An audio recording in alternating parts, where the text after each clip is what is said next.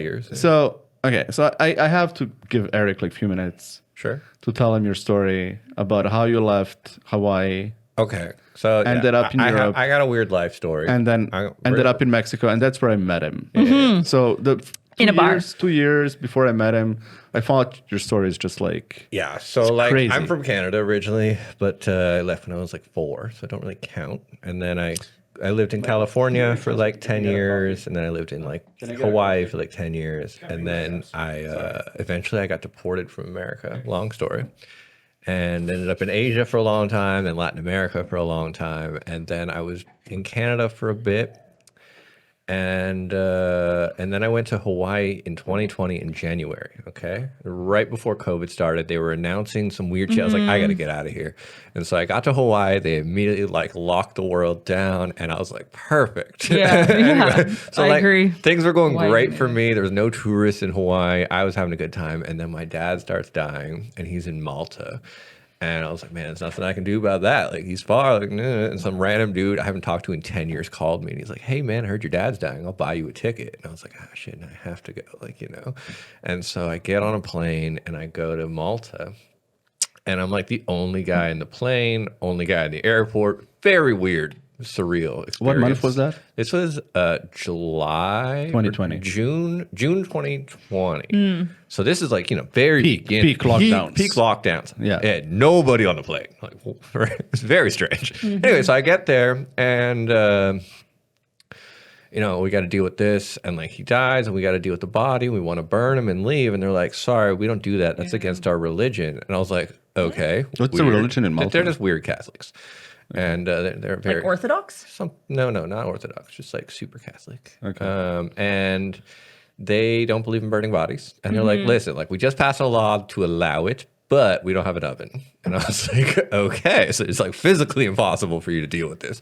All right. I'm like, what can we do? They're like, 20 grand to bury him. And we're like, no, we're never coming back here. We're not giving you 20 grand. I'm like, what else you got? And they're like, well, 2 grand, you could throw him in the ocean. We're like, let's do that. That sounds good. And so we go out on a boat. We drink some champagne. I love we tell that. some stories. Super nice. You've been to Malta? No. Oh, you'd like Not it. yet. It's fucking beautiful. Everything's like you know, Minecraft? Yes. You know, like the sandstone bricks? No. Sandstone? Okay. I love your references. Everything looks like a sandcastle. Okay. But like awesome. Like right. everything is just like tan bricks and like fortified castles. It's very strange. They have like good reason to have castles everywhere, but interesting history of that place. Anyway, regardless, we go on this boat, very nice time, a few friends, family, we're drinking champagne, we throw some flowers, we toss them in after our eulogies. And these guys, like he's in a box. They drilled some holes in it. They tied some cinder blocks to him, and we tossed him in. But they didn't put enough bricks, so he doesn't sink. And he floats away in the current. And we're like, Jesus Christ. And we got to go chase him down. He's like a kilometer away. Because like we just kept assuming it would sink. Like, it would float, you know. Jesus. And so we chase him down, and like we hook him with like you know what a gaff is? No. Okay, so it's like a thing you grab fish with. And so like we grab his box with this. And there's big holes in it. And so his eyes have opened up. And he's pressed up against one of the holes. And he's looking out. And all the girls are screaming and crying, horrified. And we have to like tie more bricks to him and sink him. Thank you. It's the most ridiculous shit anyone's ever heard of. So this is what we're dealing with. And I was like, fucking hell. So we eventually get rid of this body and marked it on the map. And we come back to land, and the lawyer's like, oh, yeah, like, what'd your dad tell you about the will? And I was like, yeah, he told me this. He's like, none of that's true. You get nothing. You're kicked out of the will. I was like, fuck. So now I'm trapped in Malta during COVID. I'm like, what the fuck am I going to do to get out of here? And so this guy, my dad, he brought a car with him from California. Okay, not a nice car, Prius. Like an old 2008 Prius, brought it to California, to Malta, and then didn't deal with it. So it has California plates, no insurance, no registration, no driver's license. The car has 8,000 euros of tickets on it. Okay, for infractions. And You have no driving license. I have no drive. I was like, I just gotten like a car chase in America, and they took my license. Long story. And anyway, so like so like there's 8,000 euros. He doesn't deal with it. He hides it in some guy's backyard and then dies. And so now it's my problem because the guy's like, you got to get rid of this car. And it's not like I could just sell it because there's 8,000 euros of tickets on it. And I was like, fuck, what am I going to do? And so I'm like talking to some people. They're like, you just got to like go to Sicily, bro. Just get on a ferry. Like once you get to Sicily, no one will stop you because they don't speak English. And I was like, I like this logic. Let's do this. And so like the car is not plated. You don't have a driving license. I have California license plate. California this is license very suspicious in Europe. And so I sneak the car from Gozo to Malta and I like hide it next to a police station because like I'm like, if I'm parked next to a police station at night, they're not checking plates on the cars. They're coming and going. They're not checking license plates. So I spend the night there at 6 a.m. I get up to the ferry. And they're like, you know, we need your insurance and your registration. And I'm like, let me tell you a story. They are falling down laughing. And they're like, bro, if the police fuck with you, you're on your own, but you can come. This is hilarious. So I get to Sicily, doors open. I don't know what to expect. You know, new country. I'm expecting customs, border, nothing. They just wave me through. I drive. It's Sicily. It's Sicily. Yeah. I drive all through Sicily. People are honking at me like, how are you here? California? What? Like, you know, hilarious time. Go all the way through Sicily, another ferry, get to Italy, go to Napoli, go to Rome, go to Florence, Bologna. This is full COVID lockdown. I'm having the Euro trip of my life. No tourism. Everything's super cheap. License. Yeah, super fun. And like the way like in America and Canada, like the police are on the roads like pulling people over. But in Europe, it's more I thought Italy was really strict though. Didn't they have they have curfews? Fact checker? Hey, fact checker. Curfews where? in Italy? During COVID? during COVID. I thought like they were Anywho, they just didn't want to stop the non-Italian. Well, so in Europe, like on the highways, they don't have the police. They just have cameras that just like if you're speeding, they just take a picture of your plate and mail you a ticket. But I got Cali plates that doesn't work for me, so I'm just flying around like there's Maseratis. We're just like racing around each other, having fun, and just like the beautiful roads. And we go all the way through, just like blasting my dad's music. Nice little connecting moment there, and then get to like Slovenia. Finally, a cop stops me at the border. He's like, hey, where are you going? And I'm like, Vienna. And he's like, okay, cool, go for it. And so I get to Austria, and the police are a little German, you know. They're like, pull over, we need your papers. And I pull over, and I give them all this paperwork from California. This 10 years expired. And I got like a European passport on top. I'm like, it's all there. And just toss it at them. And they come back 10 minutes later, and they just throw it all in the car. They don't say a word. They turn and walk away. And I just stomp on the gas and go cackling as I drive off. Because I'm like, man, this white privilege shit is just out of control. Because they're like, it's a white dude in a Prius. It's fine. Like, it's not worth the hassle of dealing with it. It's too much work. It's too much work. No, but if I was like a Nigerian with like Chad plates, it would have not gone that way. That's my point. Like, you know, California in a Prius, some white dude, it's probably not going to be a problem, you know? Yeah. So anyway, I go to Vienna. I go see some friends of mine, go party a little bit. Go to Prague, see some friends of mine, party a little bit. Go to Germany, 1 kilometer across the border, immediately arrested. Like this like black Mercedes pulls in behind me, like flashes his lights. I pull over to like let him pass, and he like cuts me off, slams on his brakes. A thing like pops out of his trunk, and it's like, I am the police, follow me. Like some very suspicious, you know, hidden cars and all that. Anyway, so they take me to jail. Immediately. And they're just like, what the fuck? You drove here from Malta and nobody stopped you? Like, how is it? And I start, you know, telling them my life and this, that, like, you threw your dad in the ocean? You live in Honduras and Thailand? Like, what is your, like, who are you? You don't have a driver's license? You don't have insurance? Like, what? Like, they were just losing their mind, melting down because they're such a rule-oriented culture. And to meet someone like me just, like, blew their minds. And they're like, bro, this is too much for us. You couldn't make this legal if you wanted to. And I was like, I'm well aware. That's why I didn't try. And so they're like, just, this is too much. Just please, we don't want to deal with you. Just leave. Just go back across the border. Go get a tow truck. Get towed 1 kilometer back because you can't drive on our roads. And then leave because we don't want to deal with this. So I leave again because everyone I talked to, like, this is a horrible idea. You're going to go to prison. And just everyone was like, this is too much work. And I was like, my idea was like, if you hear that someone just had to throw their dad in the ocean and it didn't work and it's this whole nonsense, like, you're not gonna fuck with this guy. He was like, he has big, it's like, Anyway, so I go back to Czech, I go to Slovakia, I go to Hungary, I sell the car to a chop shop, get €1,000, and then fly to Amsterdam, spend like 6 months there, and then meet some dude and go to like Mexico with him and start organizing. No, different guy. And start like organizing these like crazy parties. And, So like, wait, so you made it all the way to Tulum. So you drove. Wait, you bought a car. No. I sold my car in Hungary, in Budapest, to a chop shop, and then I flew to Amsterdam, and then I flew to Mexico, and I was living in Mexico in Tulum, and I started throwing these crazy parties. And taxis are the most expensive in Tulum in the entire world. Okay? Yeah. More expensive than New York. In the entire In the world. entire It's horrible. world. It's horrible. Yeah, Google, yeah. Fact check this. It is.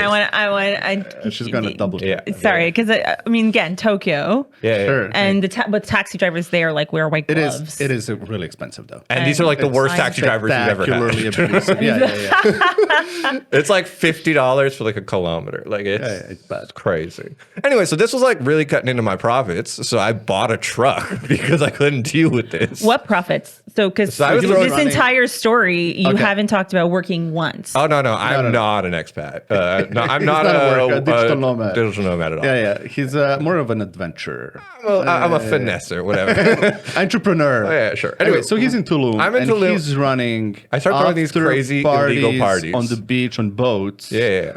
And you're giving people LSD. Yeah. All right. So I start throwing these after parties at 6 a.m. on the beach every day.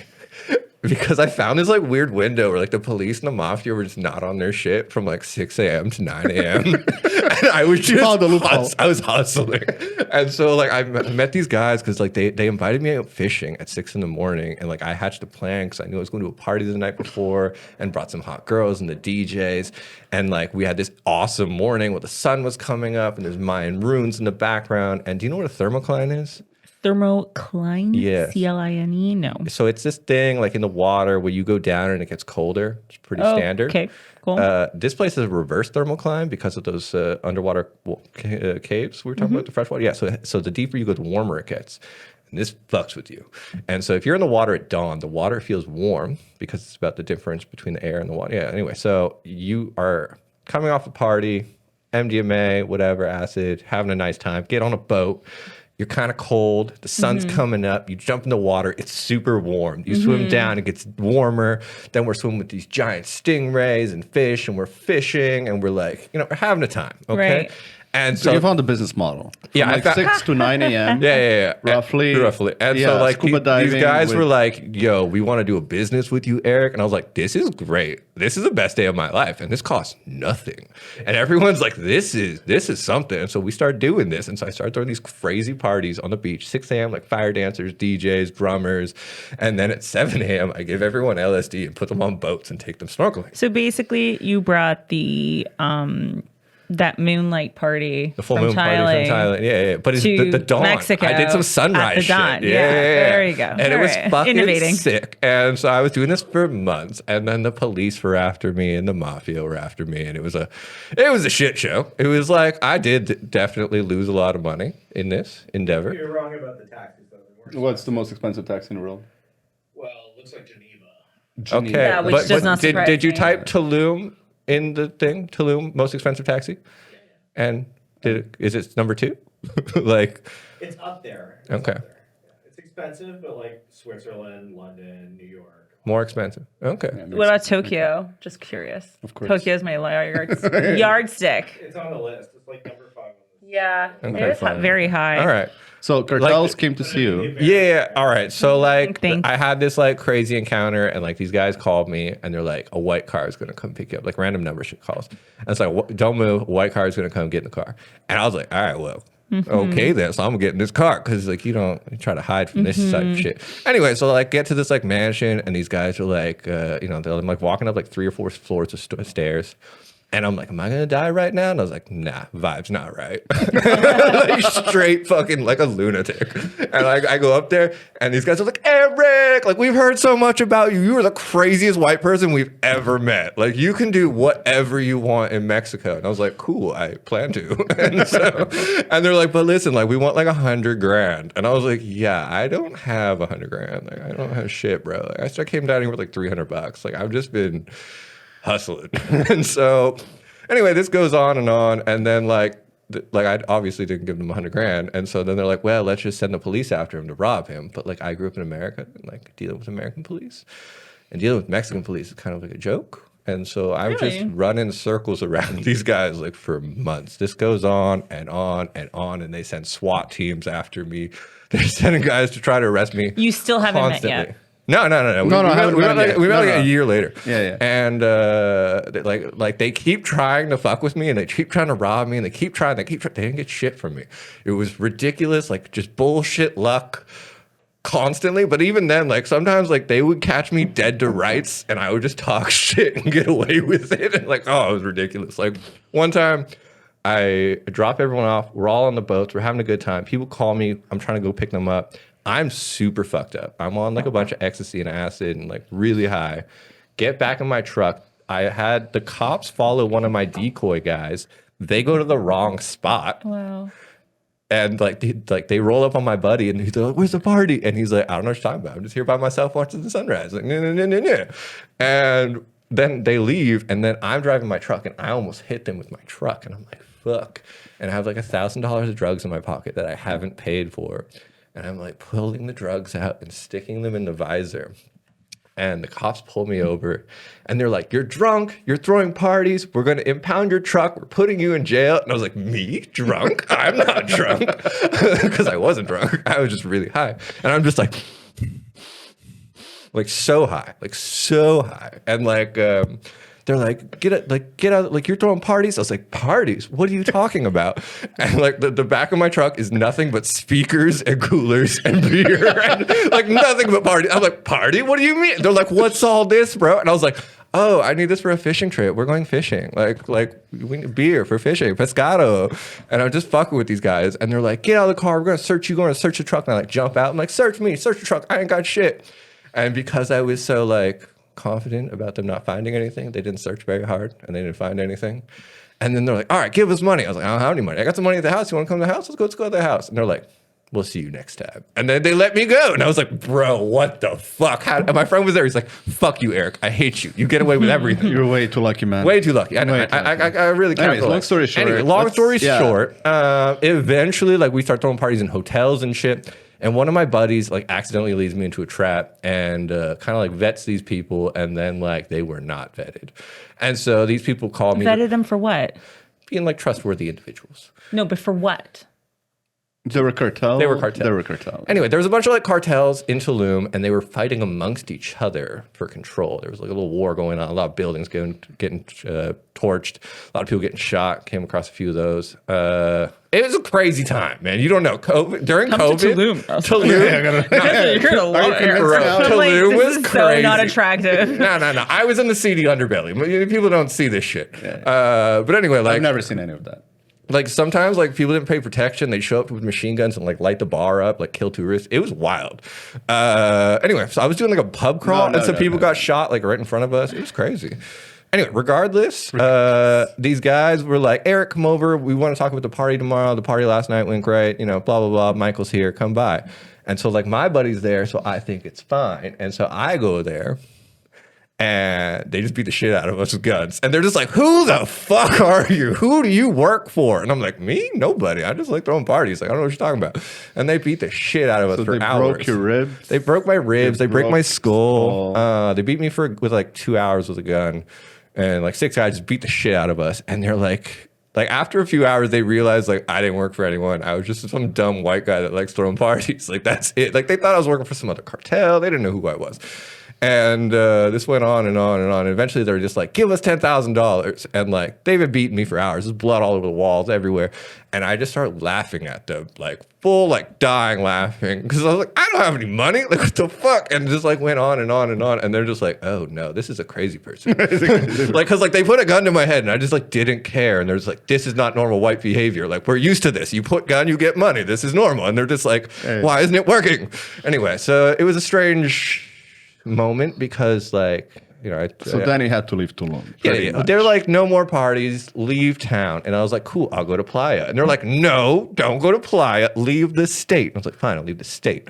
And then like stayed in Mexico for like another year, so year and a half, 2 years. So you drove to Mexico City? Yeah, so I bought a truck, and I have my friend Michael. He had a motorcycle, and like The same Michael who didn't vet the. yes. I love the guy, but he's a fucking idiot sometimes. Anyway, he's like a famous person in the motorcycle industry.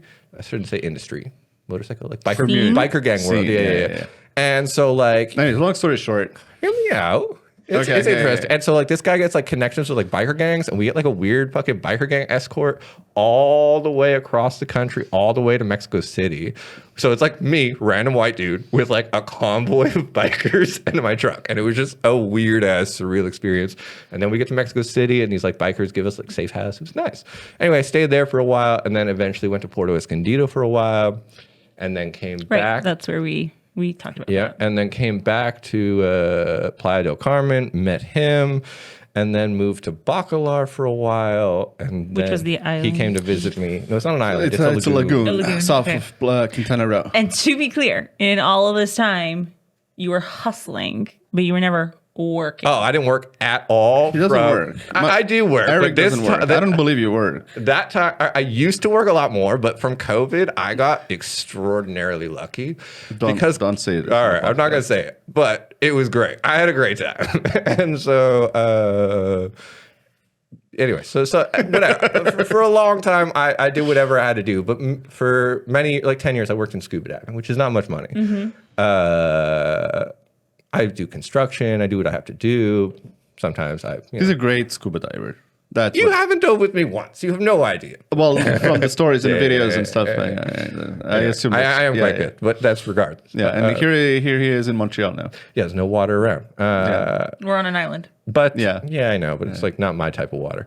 But on that note, so I was in this chair getting beaten, and they're putting guns to my head. And I had thought about this time when I was scuba diving and I was getting attacked by an eel.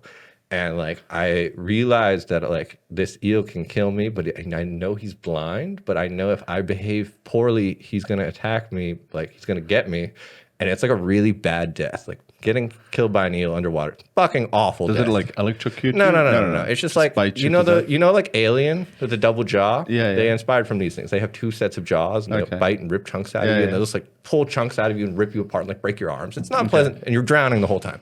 So I'm like dealing with this and staying calm, and like that's like the key tenet of scuba diving is you gotta stay calm no matter what, because you'll die if you don't.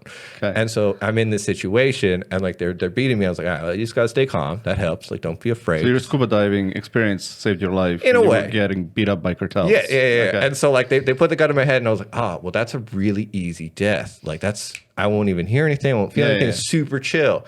And I was like, man, I'm fucked up. Like if this is the way your brain is thinking, where you're like, I'm cool with that death Yeah. because I faced worse deaths. Yeah, and I yeah. was like, oh man, it was weird. It was a very strange, surreal experience. So did he like sell you Tulum right now? No. I just convinced you to come with us too. It was fun though. No. I never experienced any of that. Like Obviously. Tulum is like a luxury. Yeah. If you're rich, you will never experience this Yeah, bullshit. like spectacular. It's a jungle. It's a beach connected with a jungle with some of the most beautiful restaurants you'll ever see in your life. And I guess there is all this stuff Well, going in the background. Let's but be clear. I've never there's- seen any of it. There's vices in all cities. I don't want to Absolutely. make it Yeah, sound yeah, yeah. like there isn't.